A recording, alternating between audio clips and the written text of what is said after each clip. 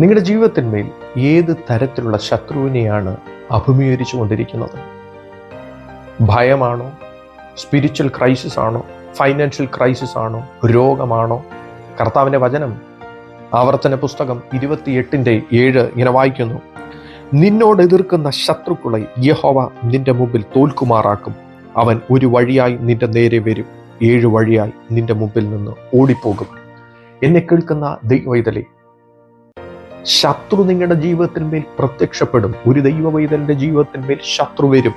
ശത്രു വന്നിരിക്കാം, പക്ഷെ അവൻ ഒരു വഴിയായി വന്നു കഴിഞ്ഞാൽ 7 വഴിയായി ചിതറിച്ചിരിക്കും. കാരണം എൻ്റെ ദൈവം, എൻ്റെ യേശു നിങ്ങളുടെ കൂടെ ഇരിക്കുന്നത് കൊണ്ട് അവൻ്റെ പദ്ധതികൾ നടക്കത്തില്ല. അവൻ തോറ്റു പിന്മാറുക തന്നെ ചെയ്യും. ഇന്ന് പകലിൽ നിങ്ങൾ അഭിമുഖീകരിക്കുന്നത് ശത്രുവാകുന്ന പിശാച് കൊണ്ടിട്ടിരിക്കുന്ന ഭയമെന്ന ദുഃഖമാണോ? നിങ്ങളുടെ ഭാവിയെ പറ്റിയിട്ടുള്ള ഭയമാണോ? നിങ്ങളുടെ തലമുറകളെ ഓർത്തുള്ള ഭയവും പ്രയാസവുമാണോ? നിങ്ങളുടെ ജോലിയെ ഓർത്തുള്ള ഭയവും പ്രയാസവുമാണോ?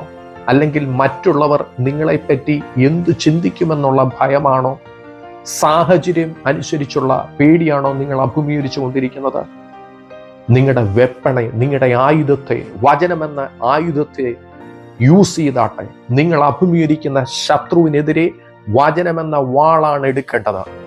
ഇന്ന് പകലിൽ നിങ്ങൾ അഭിമുഖീകരിക്കുന്നത് ഭയമെന്ന ശത്രുവിനെയാണോ? കർത്താവിന്റെ വചനം പറയുന്നു, തികഞ്ഞ സ്നേഹം ഭയത്തെ പുറത്താക്കും. അത് യേശുവിനെ സ്നേഹിച്ചാട്ടെ. നിങ്ങളുടെ ഉള്ളിലിരിക്കുന്ന ഏത് തരത്തിലുള്ള ഭയമായിരുന്നാലും ആ ഭയം നിങ്ങളിൽ നിന്ന് പുറത്തു പോയിരിക്കും. വിശ്വസിച്ചാട്ടെ. വചനമെന്ന വാളെടുത്താട്ടെ, വചനമെന്ന ആയുധമെടുത്ത് ശത്രുവിനെതിരെ പ്രയോഗിച്ചാട്ടെ. അത്ഭുതം നിങ്ങൾക്ക് കാണുവാൻ സാധിക്കും. ഇന്ന് പകലിൽ നിങ്ങൾ അഭിമുഖീകരിക്കുന്നത് സാമ്പത്തിക ആത്മീയ മേഖലകളിലുള്ള ബുദ്ധിമുട്ടാണോ?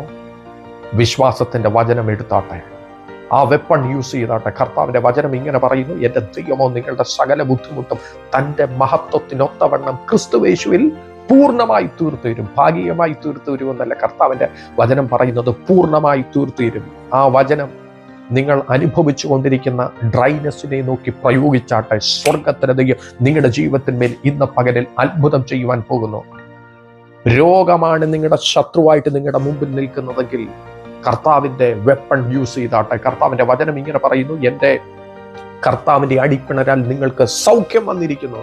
അതെ, ആ വചനം എടുത്ത് പ്രയോഗിച്ചാട്ടെ, ആ ആയുധം എടുത്ത് ശത്രുവിനെതിരെ പ്രയോഗിച്ചാട്ടെ. ദൈവത്തിന്റെ പ്രവൃത്തി വെളിപ്പെടുന്നത് കാണുവാൻ നിങ്ങൾക്ക് സാധിക്കും. ശത്രുവിനോട് എതിർത്ത് നിൽക്കുവിൻ, അത് നിങ്ങളെ വിട്ട് ഓടിപ്പോകും. കർത്താവിന്റെ വചനം പറയുന്നു, അവൻ ഒരു വഴിയായി വരും, പക്ഷെ 7 വഴിയായി ചിതറിയിരിക്കും. വിശ്വസിച്ചാട്ടെ.